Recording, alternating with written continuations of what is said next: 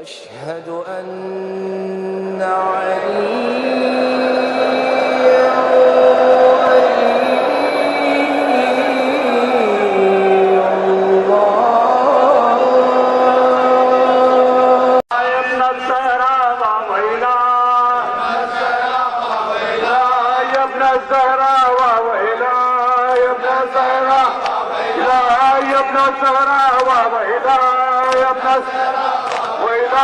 يا ابن الزهراء وإلهي مرحبا لا وإله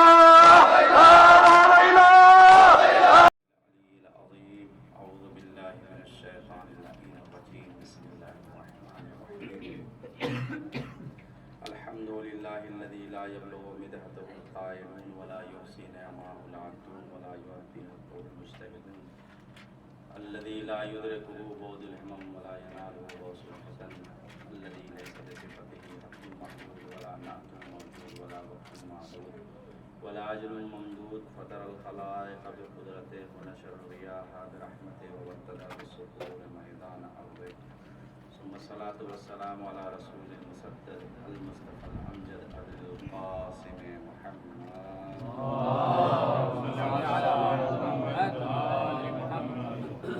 والصلاة والسلام على أهل بيته الطيبين الطاهرين المعصومين المظلومين ولعنة الدائمة الباقية على أعدائهم أجمعين من يومنا هذا إلى قيام يوم الدين. أما بعد فقد قال الله تبارك وتعالى في كتاب مبين. بسم الله الرحمن الرحيم.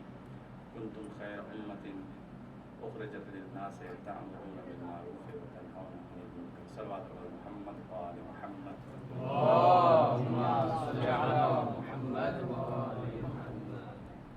عزیزان گرامی، معزز سامعین کرام، ایک مختصر سے وقت میں کچھ باتیں آپ کے گوش گزار کرنی ہیں کہ کچھ مجمع ہے وہ کسی نے پہلے سنے ہوں گے، لہٰذا اس تبدیل نہیں جاتے ہیں. تو 25 محرم کو پڑھی تھی کہ اس آیت کا ترجمہ بھی کرنے کی ضرورت نہیں ہے. اس آیت کا رض مصداق مولا امام حسین علیہ السلام ہے اور اس بحث میں بھی جانے کی ضرورت نہیں، کیونکہ آپ سب طالب علم ہیں، سب سمجھتے ہیں کہ جو قراءات وارد ہوئی ہیں کنتم خیر امۃ کے بجائے ائمہ، یہ جو ہے قراءت یہ تحریف قرآن کی دلالت نہیں کرتی ہے. یہ ساری چیزوں سے آپ بخوبی واقف ہیں.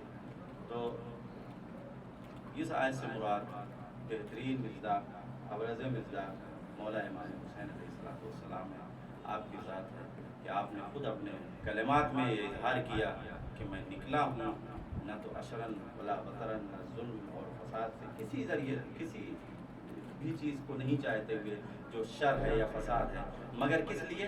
لطلب اصلاح فی امت.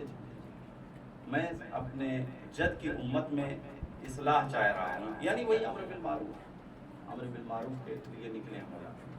اور یہ آیت بھی امر بالمعروف کی طرف اشارہ کر رہی ہے اور آیت حدیثوں میں بھی آیا کہ مولا علیہ السلام سے مراد امام علیہ السلام کی حکمت عملی میں نے عرض کیا تھا کہ امام نے جو حکمت عملی اپنائی اپنے اس معرکہ کربلا کے لیے، اس کربلا کی انقلاب کے لیے، دونوں حکمت عملی اتنی پائیدار رکھی کہ زمانہ ختم ہو جائے، قیامت تک کے لیے کربلا مٹنے نہ پائے.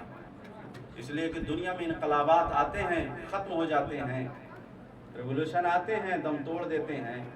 لوگ کتنا یاد کرتے ہیں 100 سال حد اکثر، 2 سال حد اکثر. کوئی بہت بڑا نقصان ہوا کسی انقلاب کے، بہت بڑے استحکام و پائیداری ہوئی تو 200 سال چل سکتا ہے، 150 سال چل سکتا ہے. اس کے آگے نہیں چلتا، لوگ بھلا دیتے ہیں، ذہنوں سے مح ہو جاتا ہے، مٹ جاتا ہے. واحد واقع کربلا، واحد انقلاب کربلا ایسا ہے جو اسی آب و تاب سے آج بھی مومنین کے ذہنوں میں محفوظ ہے جیسے کہ یہ کل کا واقعہ. یہ امام علیہ السلام کی حکمت عملی تھی. اس لیے امام نے 2 حصوں میں اس انقلاب کو تقسیم کیا تھا. ایک شہادت سے پہلے، میں نے اس سے پہلے مجلس میں عرض کیا تھا، ایک شہادت سے پہلے اور ایک شہادت کے بعد. شہادت کے پہلے کی زمام اپنے ہاتھ میں رکھی تھی اور ایک ایک فرد کا ایسا انتخاب کیا تھا کہ کسی کے قدموں میں لرزہ نہیں ہوا، بلکہ چراغ کو بجھا کر کہہ دیا تھا جاؤ، جو جانا چاہتا ہے وہ چلا جائے. حتیٰ کہ میں بیعت بھی اٹھا رہا ہوں، بیعت اٹھانے کا مطلب کیا ہے؟ یعنی جاؤ گے تو تمہاری گردنوں پہ کوئی گناہ نہیں ہے، تم سے کوئی باز پرس نہیں ہے، چلے جاؤ گے تو چلے جاؤ گے، جاؤ چلے جاؤ، پھر بھی نہیں جا رہے ہو تو میں اندھیرا کر دے رہا ہوں، چراغوں کو بجھا دے رہا ہوں تاکہ میرا چہرہ بھی تمہیں نظر نہ آئے۔ چراغ کو روشن کیا، وہیں اصحاب باوفا نظر آئے، ایک ایک کو ایسا چنا تھا کہ تاکہ روز عاشور کوئی ایک بھی چھوڑ کے جانے نہ پائے، تاکہ جھوٹے سے جھوٹا مورخ یہ نہ کہنے پائے حسین تو زبردستی لے کر آئے تھے، حسین تو ورغلا کے لے کر آئے تھے، اس لیے لوگوں کے قدم بہک گئے، لوگوں کے قدم لرزہ باندام ہو گئے۔ مولا نے ایسا کیا تھا، اسی لیے جو ہے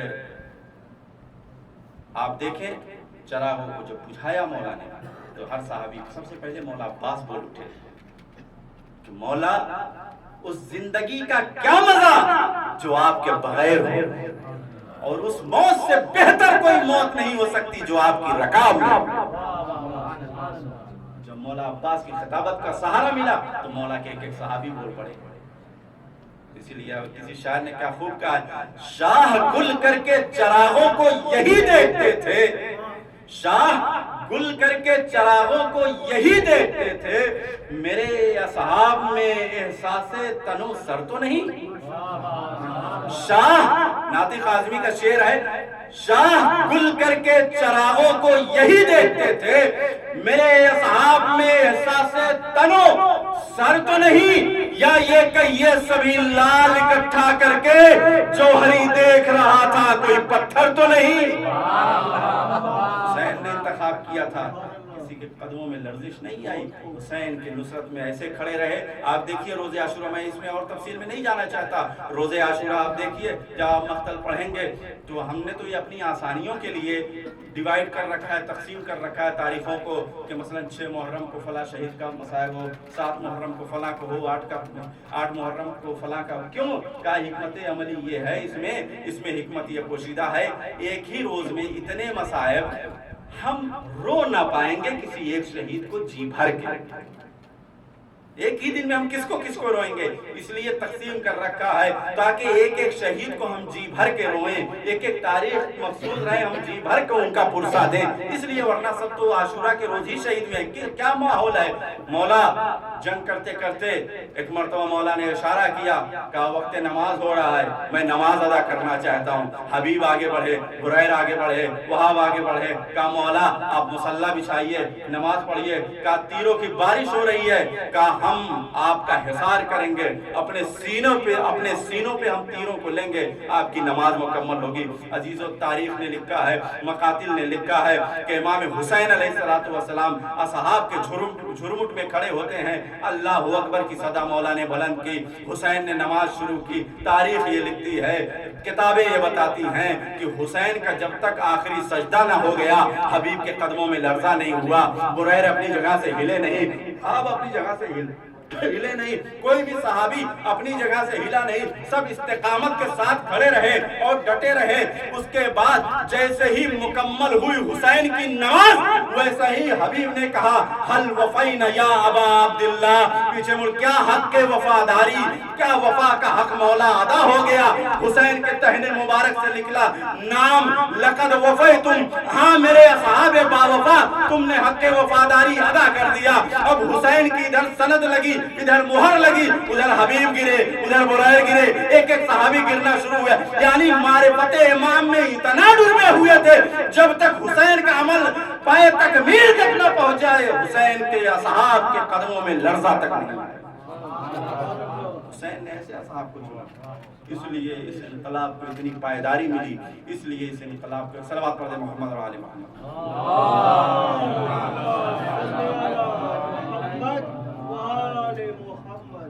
نعرہ حیدری، حیدری، بلند نعرہ صلوات۔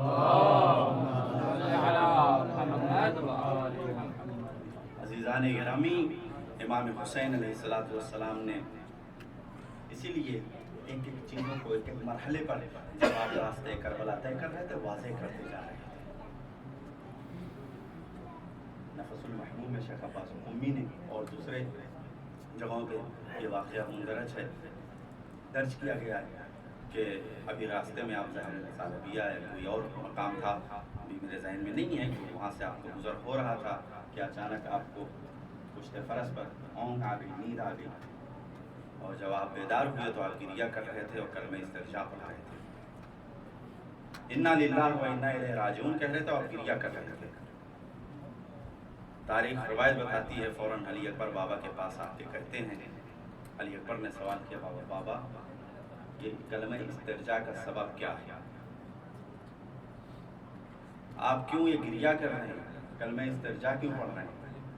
مولا امام حسین علیہ السلام نے کہا، مجھے اونگ آ گئی، میں نے خواب میں دیکھا، میرے نانا کو میں نے خواب میں دیکھا، ملک کو میں نے خواب میں دیکھا، جو آواز دے رہا تھا، منادی ندا لگا رہا تھا یہ ملک کہ قوم جا تو رہی ہے لیکن ان کے پیچھے پیچھے موت لگی ہوئی ہے۔ تو علی اکبر نے ایک سوال کیا تھا، بابا کیا ہم موت سے خوف کھا رہے ہیں؟ کیا ہم حق پہ نہیں ہیں؟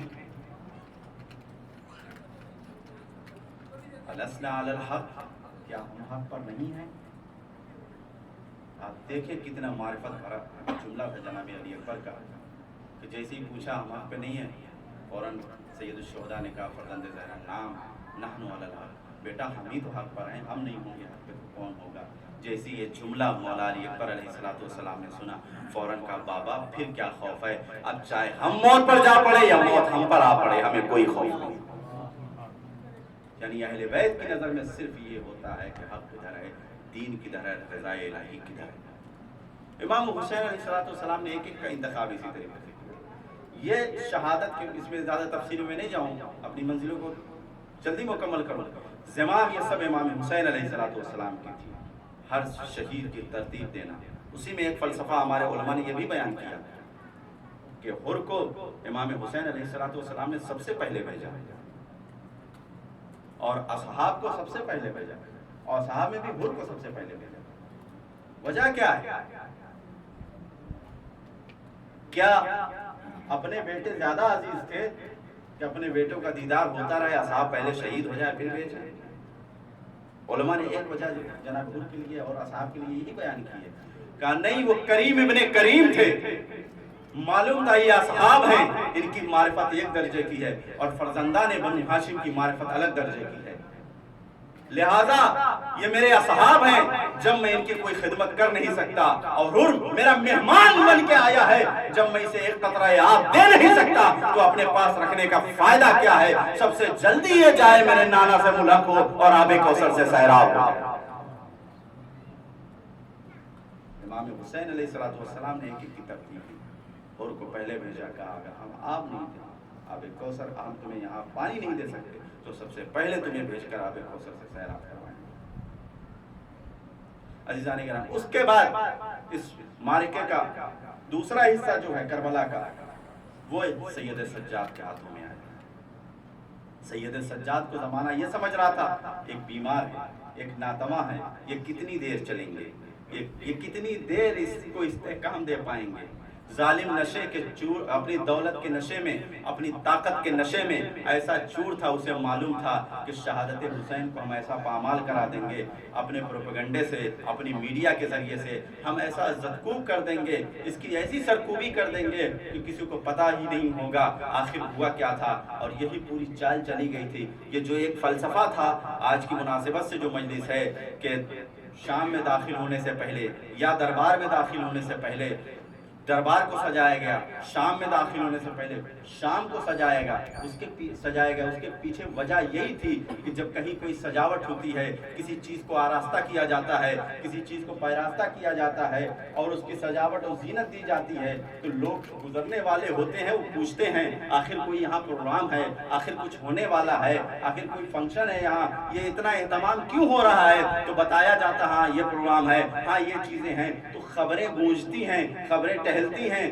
خبریں آگے جاتی ہیں تو لوگ جمع ہوتے ہیں۔ اس کے پیچھے سجانے کا دربار یا شام کو سجانے کا ایک سبب یہی تھا تاکہ زیادہ سے زیادہ لوگ جمع ہوں اور پھر ان خبروں کو ہم نشر کریں گے۔ یہ ایک باغی گروہ تھا، یہ ایک خارجی گروہ تھا جو خلیفہ وقت کے خلاف خروج کیا تھا، لہٰذا ہم نے ان کے سروں کو تن سے جدا کر دیا، ہم نے ان کو مار دیا، ہم نے ان کو قتل کر دیا، اور اس کے بعد قاضی حسین کو ہم اس طریقے سے دفن کر لے جائیں گے، کوئی نام لینے والا نہیں رہے گا، کہا جائے گا یہ مسلمان نہیں تھے، یہ تو خارجی تھے، یہ مسلمان نہیں تھے، یہ تو باغی تھے۔ لیکن امام حسین نے اس کو سمجھا ہوا تھا، دو چیزوں کو مولا حسین علیہ السلام نے کربلا کو اپنی شہادت سے پہلے دے دیا تھا، ایک سید سجاد کو، ایک زینب کبریٰ کو۔ جب یہ ظالم آواز لگا رہا تھا یہ باغی گروہ ہے، اس وقت سید سجاد نے اٹھ کے کہا تھا کہ دیکھو ہمیں تصور نہ کرنا، ہم ایسی خاندان سے ہیں، ہم ایسے گروہ سے تعلق رکھتے ہیں جن کے یہاں اسلام پروان چاہا ہے۔ انا ابن مکہ و منا، انا ابن زمزم و صفا، انا ابن من قاتل، انا ابن من ضرب بین یدی رسول اللہ، میں اس کا بیٹا ہوں جو رسول اللہ کے درمیان کھڑا ہو کر ان کے مقابل میں کھڑے ہو کر ان کی حفاظت کے لیے جنگ کرتا رہا، میں اس کا بیٹا ہوں جس نے 2 بیعتیں کی، میں اس کا بیٹا ہوں جس نے 2 ہجرتیں کی، میں اس کا بیٹا ہوں کہ قاتل ببدر و حنین، جس نے بدر و حنین میں مقاتلہ کیا، ولم یکفر باللہ طرفۃ عین، اور میرے وہ خاندان ہے جس نے چشم زدن کے لیے بھی غیر اللہ کے سامنے سر کو خم نہیں کیا۔ یہاں سید سجاد نے اپنے شجرے کا اعلان کیا اور یزید کے شجرے کی پول کھولی ہے کہ دیکھو ہم نے تو چشم زدن کے لیے بھی غیر اللہ کے سامنے سر کو خم نہیں کیا، لیکن تیرے پرکھے، تیرے اجداد جن کو تو بلا رہا ہے وہ ہمیشہ بت پرست رہے، ہمیشہ نجاست پرست رہے، ہمیشہ انہوں نے بتوں کا سجدہ کیا، ان کا اسلام سے کیا تعلق ہے؟ ہم سب چشمہ اسلام ہیں۔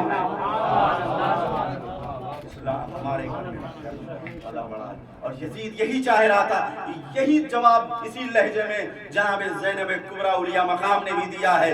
ابن طلقہ کہہ کے مخاطب کرنے کا ارادہ جناب زینب کا جو ہوا اس کے پیچھے منطق اور فلسفہ یہی تھا کہ تو یہ کہہ رہا ہے کہ شہدائے بدر آؤ دیکھو، تو یاد کر بدر کی اگر تو ہسٹری بیان کر رہا ہے، احد کی ہسٹری بیان کر رہا ہے، تو ایک ہسٹری ہم سے بھی سن لے۔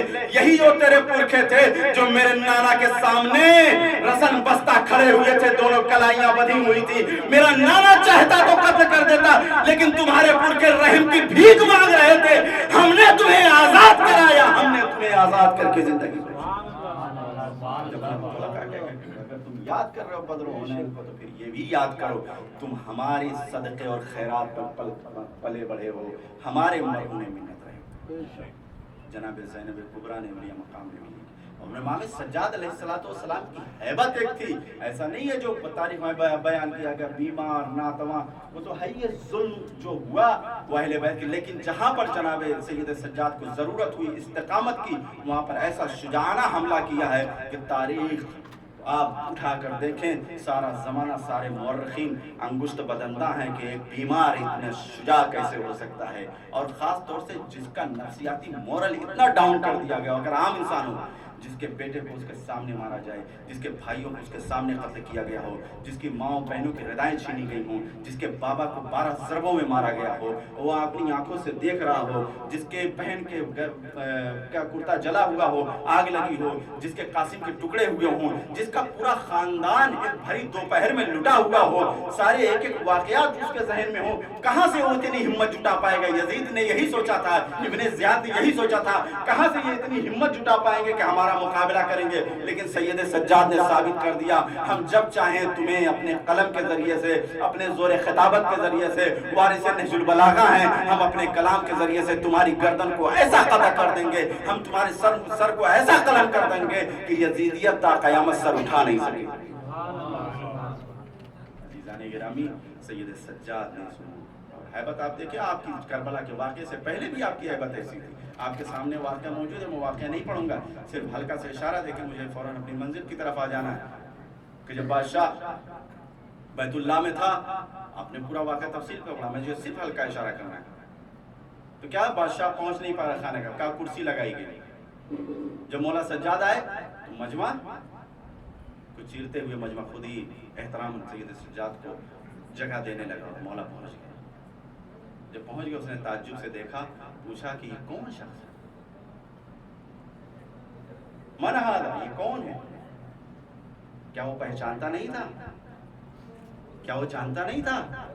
جانتا تھا۔ اس نے کہا کہ یہ اعتراض کرنا چاہتا، بادشاہ کے لیے لوگ نہیں ہٹے، حاکم کے لیے کون سا ایسا شخص ہے کہ جس کا اتنا احترام ہو رہا ہے؟ اور اس کے لیے لوگ جگہ بنا رہے ہیں، راستہ بنا رہے ہیں. تو اس وقت مولا کے چاہنے والے شاعر نے کیا کہا؟ ھذا الذی تعرف الفتاة وفتاة والبیت یعرف والحل والحرم.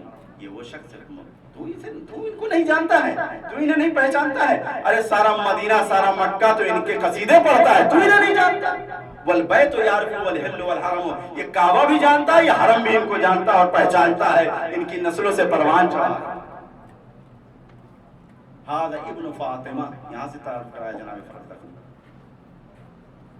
ھذا ابن فاطمہ ان کنت جاہلا، یہ فاطمہ کا بیٹا ہے اگر تو ان سے جاہل ہے، یاد رکھ.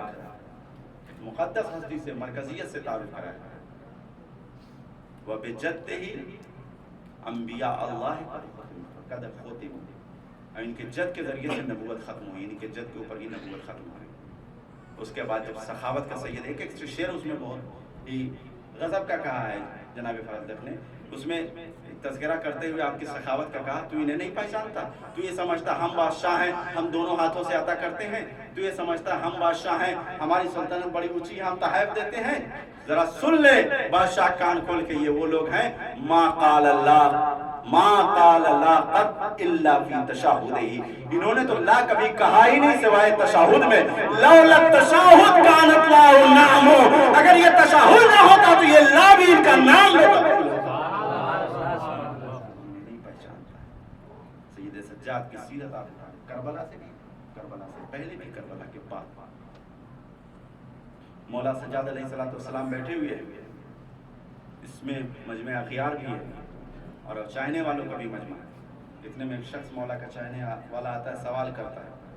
مولا نے کہا میرے پاس تو کچھ ہے نہیں، تیری حاجت روائی کا کام، میں مقروض ہوں اور قرضہ بھی ادا کرنا چاہتا ہوں اور میرے گھر پہ حاجات بھی، اس کو بھی پورا کرنا چاہتا ہوں. مولا کچھ عطا کیجیے. تو لوگ جو مولا کو نہیں جانتے تھے، دشمن تھے، آپس میں چیبی گوئیاں کرنے لگے.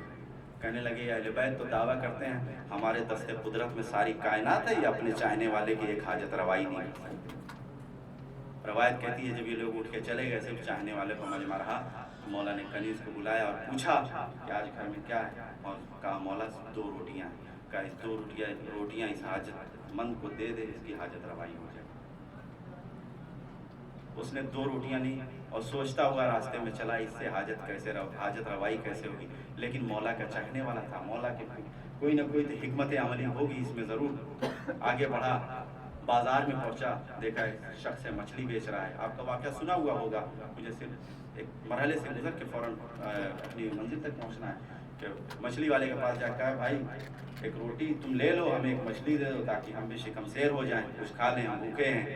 ایک روٹی سے اس مچھلی کو کھا لیں گے، روٹی کے بدلے تم ہمیں مچھلی دے دو. اس نے اس کو دیکھا، چہرے پہ حاجت مندی کے آثار پڑے. کہا ٹھیک ہے، مچھلی روٹی ہمیں دے دو، مچھلی لے لو. مچھلی کو لیا اور گھر میں پہنچا، مچھلی کو ذبح کیا.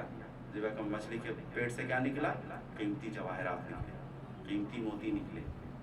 اب خوش ہو گیا. اتنے میں دق الباب ہوا دروازے پہ. دق الباب ہوا، سوچا تھا اس کو بازار میں لے جائیں گے، فروخت کریں گے، اچھی قیمت پائیں گے. دق الباب ہوا، گھبرا گیا، لگ رہا ہے شاید آ گیا مچھلی والا لینے کے لیے. آیا، دیکھا دروازے پہ ہی مچھلی والا کھڑا اور پریشان ہو گیا. کہا بھائی کیا بات ہے؟ کہا بھائی اپنی روٹیاں واپس لے لو، اس لیے کہ اتنی کڑی ہے یہ ہم سے کھائی نہیں جائیں گے، اور وہ مچھلی تم میری طرف سے رکھ لو.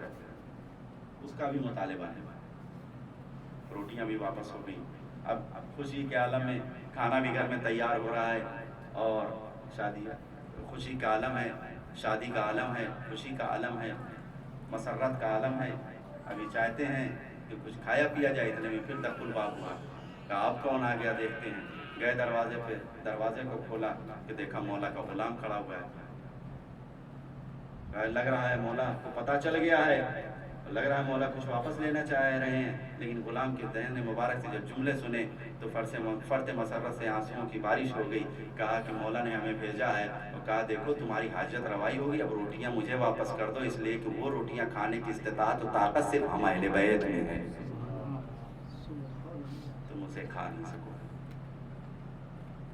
آپ دیکھیں اگر سید سجاد کی زندگی آپ دیکھیں گے، اس میں اہل سنت کا ایک بہت بڑا راوی ہے. اس کی ڈیٹیل میں نہیں جانا چاہوں گا، صرف اشارہ کر کے بہت بڑا راوی ہے. وہ بہت زیادہ سید سجاد سے منسلک رہا، یہاں تک کہ آپ جب کتابیں پڑھیں گے آپ کو یہ تک احساس ہوگا کہ مولا کا بہت مخلص ہے، لیکن جب کل روایات کو جمع کر کے دیکھیں گے آپ، نچوڑ میں بتا رہا ہوں، دورہ ہم لوگ کا چلا تھا شیخ علی کے پاس میں تحریف قرآن کا، اس میں یہ بات نتیجہ نکل کے آئی. میں بھی یہی سمجھ رہا تھا کہ بہت بڑا محب ہے زہری، لیکن کل ملا جلا کے جب آپ نتیجہ نکالیں گے نہیں، اظہار کر رہا تھا کہ ہم آپ کے چاہنے والے ہیں لیکن اندر میں بغض رکھے. زہری کے بہت سارے واقعات آپ کو مل جائیں گے. اہل سنت کا بہت زبردست اور بہت بڑا عالم مانے جانے والا ہے اور ایک جید راویوں میں شمار ہے. اسی زہری کے بہت سارے واقعات ملیں گے آپ. مولا سجاد علیہ السلام نے پوری زندگی اسی اذا کو بچانے کے چکر میں صرف کر دی، کہیں باہر نہیں گئے، کوئی ایکٹیویٹی اور دوسرے اعمال نہیں انجام دیے کہ حاکم کو نظر پڑ جائے. لیکن جہاں کہیں بھی بلایا جاتا تھا مجلس کے لیے آپ ضرور تشریف لے کے جاتے تھے، آپ کی سیرت گواہ. تو اہل بیت کے تمام فرد نے یہ محسوس کیا کہ جو امام حسین علیہ السلام نے کربلا کو استحکام دیا شہادت کے ذریعے سے، اس کو حوالے کیا. میں نتیجے پہ آ گیا، مجلس کو ختم کر دیا میں نے. جو میں نے شہادت کے ذریعے سے استحکام دیا ہے، جو علی اصغر کے خون کی لالی لگی اس کے انقلاب پر، وہ ماند نہ پڑنے پائی، اس لیے امام سید سجاد کے حوالے کیا اور سید سجاد نے زینب کا سہارا لیا. اور یہ چیزیں بھی جو سید سجاد اپنا کام کر کے چلے گئے، یہ بھی مان نہ پڑے اور ہمارا مشن نہ ختم ہو، اس کے لیے جناب زینب سلام اللہ علیہ نے فرش ازا کی بنیاد رکھی کہ حسین کو یاد رکھا جائے. اور اس چیزوں کو یہ چیزیں بھی ماننا پڑے، یہ سلسلہ جاری رہے، اس لیے زیارت امام حسین علیہ السلام، مجلس امام حسین علیہ السلام کے لیے ہمارے ہر ائمہ نے خاص ترغیب دلائی، اس کے لیے خاص اہتمام کیا. آپ دیکھیں، ورنہ یہ روایتیں اگر عقل کی کسوٹی پر پرکھنے کے لیے آئیں تو کیا ہماری عقلیں ان روایتوں کو سمجھ سکتی ہیں؟ مثلا روایت کہتی ہے منظار الحسین لیلۃ العاشوراء، اگر کوئی زیارت امام حسین علیہ السلام کرتا ہے لیلۃ عاشوراء، شب عاشوراء. دوسری روایت میں ہے من بات عند الحسین لیلۃ العاشوراء، کہ اگر کوئی رات گزارتا ہے قبر حسین کے نزدیک شب عاشور، لقی اللہ یوم القیامت ملطخا بدمہ، تو اللہ سے روز قیامت وہ ایسے ملاقات کرے گا کہ اپنے خون میں غلطہ ہوگا، گویا ایسا غلطہ ہوگا کہ امام حسین علیہ السلام کی رکاب میں ان کی نصرت کرتے ہوئے شہید ہوا. اگر عقل کی کسوٹی پہ پرکھنے آئیں گے تو زیارت امام حسین علیہ السلام کو، مجلس امام حسین علیہ السلام کو نہیں پرکھیں. لیکن نتیجتاً جب لیں گے تو آپ کو پتہ چلے کتنا عظیم مشن ہے. وہ شہادت میں نے کہا جس کی لالی جناب علی اصغر کے خون سے لگی تھی، وہ مان نہ پڑے، اس لیے سید سجاد کے حوالے کیا کہ اس کا خاص اہتمام کریں. اور سید سجاد کے بعد جناب زینب نے فرش ازا کی بنیاد رکھی کہ اس کا خاص اہتمام کریں. اور اس فرش ازا کی بنیاد رکھنے کے بعد اب ہمارے علماء نے اس کو خاص اپنا شعار بنایا ہوا ہے کہ دیکھو سب کچھ چھوٹ جائے، گھر برباد ہو جائے، دولت ختم ہو جائے، اولاد ختم ہو جائے، لیکن مجلس حسین برپا ضرور. علماء کرام مراجع اعظام کے آپ دیکھیے مجالس کا سلسلہ اسی لیے رہتا ہے. سنت سید سجاد ہے، سنت جناب زینب کبریٰ علیہ السلام ہے. آپ آغا وحید کے ہاں خاص طور سے دیکھیں کہ مجلس کا کتنا احترام ہوتا ہے، کتنا احترام ہوتا ہے، صرف اسی لیے کہ یہ مشن امام حسین علیہ السلام، مقصد امام حسین علیہ السلام کو لے کر جاری ہے اور اسی سے اسلام کی آبیاری ہو رہی ہے. عزیزان گرامی، جناب سید سجاد نے اپنی پوری عمر مجلس کو مکمل کر دیا، اپنی پوری عمر، اپنی پوری زندگی مجلس بنا. مجلس میں کوئی بلا رہا ہے شادی میں آ جائیے، کہا نہیں بابا کی شہادت کے بعد ہم شادیوں میں جانا چھوڑ دیں.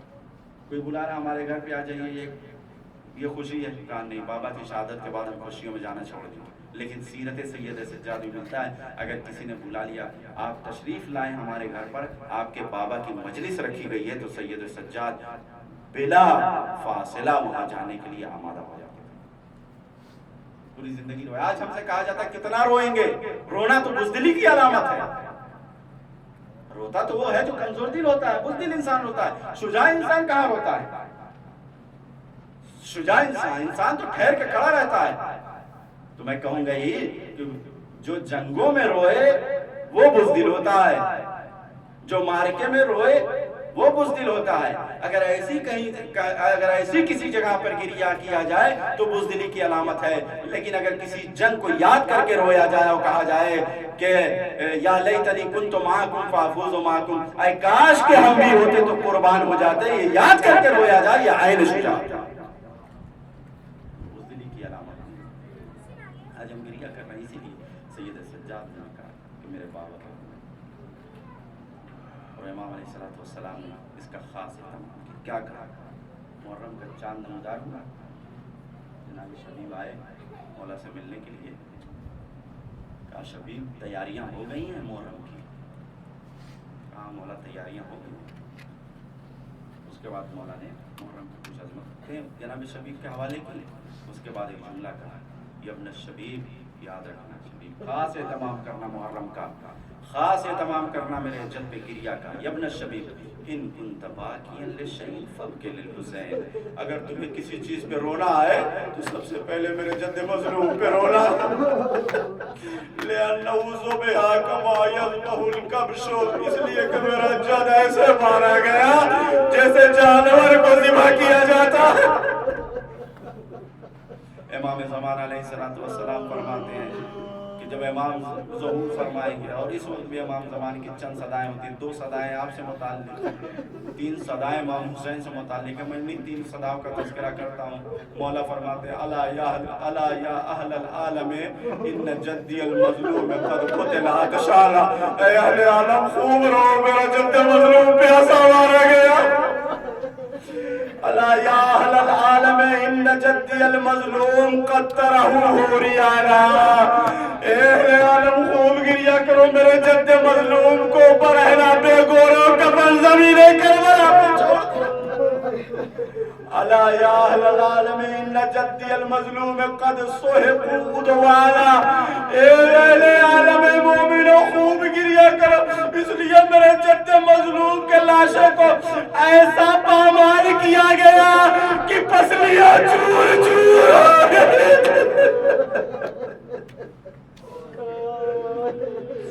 یہ امام زمانہ کا گریہ ہے.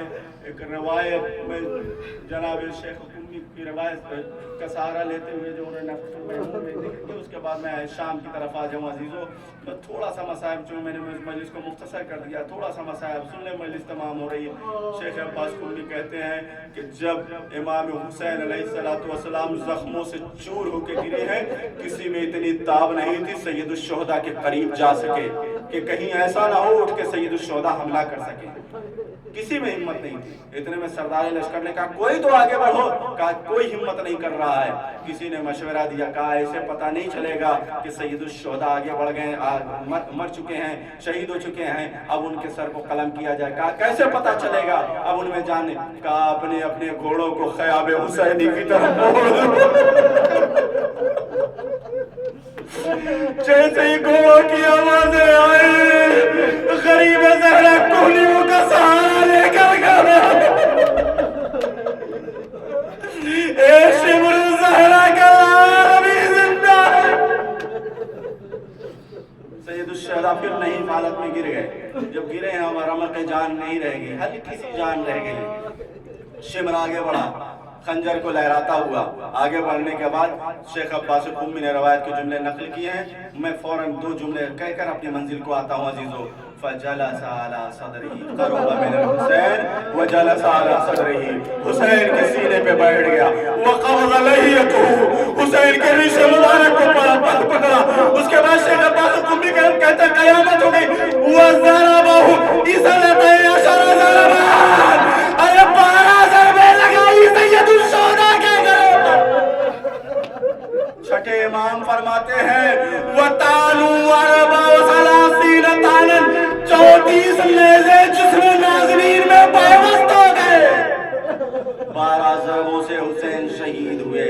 اب یہ جو سارے مناظر دیکھ کے آیا ہے آپ سوچئے اس کے دل پہ کیا گزرا. میں نے مسائل کو مختصر کر دیا, اس کے دل پہ کیا گزری ہوگی. اب اہل شام میں آئے سید سجاد یہ سب بھول جاتے ہیں. جب پوچھا گیا مولا سب سے زیادہ آپ کو تکلیف کہاں ہوئی, مولا نے فرمایا الشام الشام الشام, یعنی بابا کی شہادت, قاسم کے ٹکڑے, علی اکبر کا سینہ, اور محمد کی قربانی, عباس کے بازو. کچھ بھی سید سجاد کو یاد نہیں آیا, صرف شام یاد آیا. کیوں؟ اس لیے کہ جب اہل حرم شام میں داخل ہو رہے تھے بازاروں کو سجایا جا رہا تھا, مجمع کو جمع کیا جا رہا تھا کہ اہل حرم کا دخول ہے. میں 2 منٹ یہاں تمہید دوں گا اور مسائل کو مختصر کروں گا. عزیزو آپ ذرا تصور کیجئے اگر آپ کی بے عزتی اور رسوائی کسی ایسی جگہ پر ہو جہاں پر آپ کا کوئی جاننے والا نہ ہو, وہاں پر آپ کو تکلیف ہوگی لیکن ہو سکتا ہے شاید کم ہو. کیوں؟ اس لیے کہ تانے دینے والے لوگ زیادہ ہوں گے. لیکن جہاں پر آپ کو سب جانتے ہو, اگر وہاں پر کوئی آپ کی رسوائی کرے, آپ کی مخدرات کی رسوائی کرے, توہین کرے, آپ کے دل پہ کیا گزرے گی. آپ ذرا تصور کیے جناب زینب باب کوفہ میں کیوں نہیں داخل ہو رہی تھی. زینب کو یاد آ رہا تھا اپنا وہ وقت جب آپ شہزادی بن کے کوفہ میں رہ رہی تھی. دربار کو سجایا گیا, منادی آواز دے رہا تھا باغیوں کا گروہ آ رہا ہے, اے تماشائیوں تماشا دیکھو, ارے تماشا دیکھنے والوں آؤ تماشا دیکھو. ان کے مردوں کو مارا گیا ہے, خواتین کو اسیر کیا گیا ہے. ہاں عزیزو زینب جب کوفے میں داخل ہوئی ہے تو تاریخ نے لکھا ہے جب دربار میں داخلے کا مقام آیا اہل حرم کو انتظار کرایا گیا دروازے پہ. یزید کا دربار سج رہا ہے. سید سجاد کی طرف مخاطب ہو کر زینب نے کہا اے بیٹا ہم کب تک انتظار کرتے رہیں گے, آخر داخلہ کیوں نہیں ہو رہا. سید سجاد نے کہا اے پھوپھی اماں دل کو تھام لیجئے, مجمع سجایا جا رہا ہے, اب آل رسول کو لوگ تماشا دیکھیں. مجلس ختم ہو گئی. سید سجاد جب آئے ہیں مولا امام حسین علیہ السلام کے سر سے مبارک سے آپ نے بدتمیزی کرتے ہوئے دیکھا. میں نے مسائل کو مختصر کر دیا.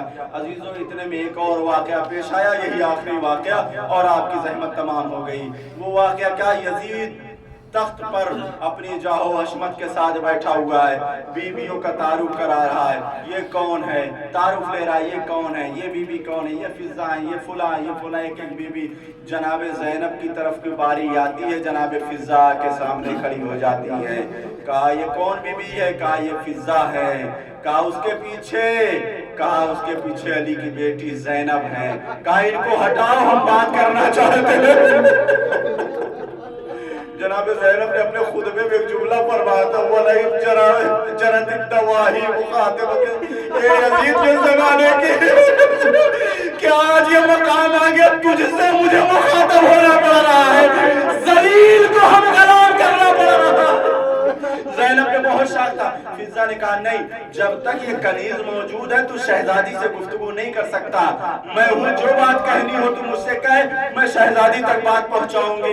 ایک مرتبہ شمر کو اشارہ کیا, کہا شمر آگے بڑھ. تازیانے لگا کر اس کو ہٹا کر نہیں, اس کو شمر آگے بڑھا تازیانہ لہراتے ہوئے. ایک مرتبہ فضا نے ملک حبش کی ملکہ نے تمام کرسی نشین کی طرف اشارہ کر کے کہا اے حبش کے رہنے والوں, 700 کرسی نشین تھے, اے حبش کے رہنے والوں تمہاری غیرتوں کا کیا ہو گیا ہے, تمہاری غیرتیں آخر کیوں نہیں جاگ رہی ہے. تمہاری شہزادی کو کوئی تازیانے مارے گا, ملک حبش کی شہزادی مار کھائے گی, تم کھڑے دیکھتے رہو گے. تاریخ نے لکھا ہے 700 کرسی نشین ننگی تلواریں لے کر کھڑے ہو گئے. اے یزید شمر کو روک لے ورنہ تیرا دربار خون کی ندیوں سے بھر جائے گا. ارے زینب نے یہ جملہ سنا, نجف کا رخ کیا, اے بابا علی مرتضیٰ, ایک کنیز کے چاہنے والے اتنے ہیں. ہائے زینب کبریٰ,